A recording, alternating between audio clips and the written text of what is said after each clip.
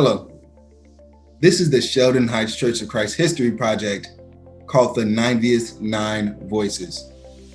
And I'm your moderator, Joseph Olalusi. And in this series, we'll talk to 9 different voices that'll ultimately bring us to date as to how Sheldon Heights and all its culture and all its impact have come to be in its 90th anniversary. Each episode will have its own theme and ultimately bring us to date on how the church came to be what it is today.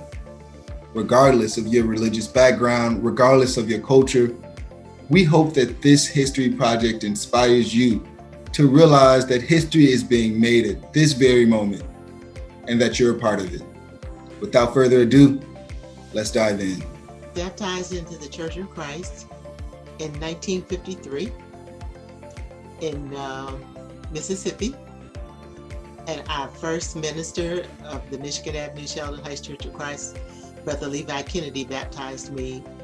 He lived in Chicago, but he would come to Mississippi almost every year and do gospel meetings. So he always came. He lived with my grandparents, and he was doing a gospel meeting. I was 10 years old, and he baptized me. Because now Brother Jordan, he was the kind of guy that he dealt with the young people a lot and the older people. He was the type that was able to work with anybody, But he did a lot of cooking, and he would get down in the kitchen and cook when we would have affairs, and then he taught. And I remember, but this was after we had moved to Sheldon Heights. I remember when he got sick. About the last time that I saw him, I remember how he had walked across the pulpit area after a Bible class one Thursday morning, and I never will forget that. And he said he hadn't been feeling well or something, and we said, well, we hope that he was feeling better, but he didn't get over that.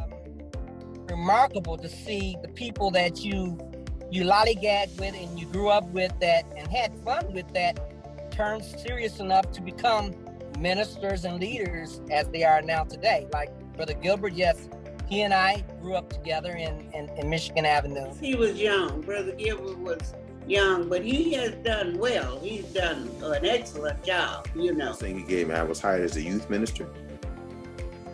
Then I became the educational director of the church.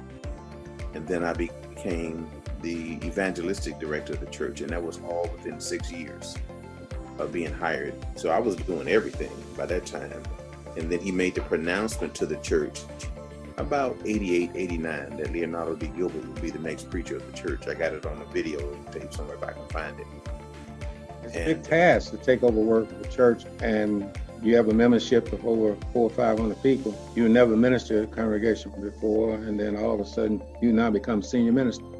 It's not an easy task. It's a lot of work. Take a lot of prayer, a lot of hard work. But God blessed him to be able to do that, and we're very proud of him.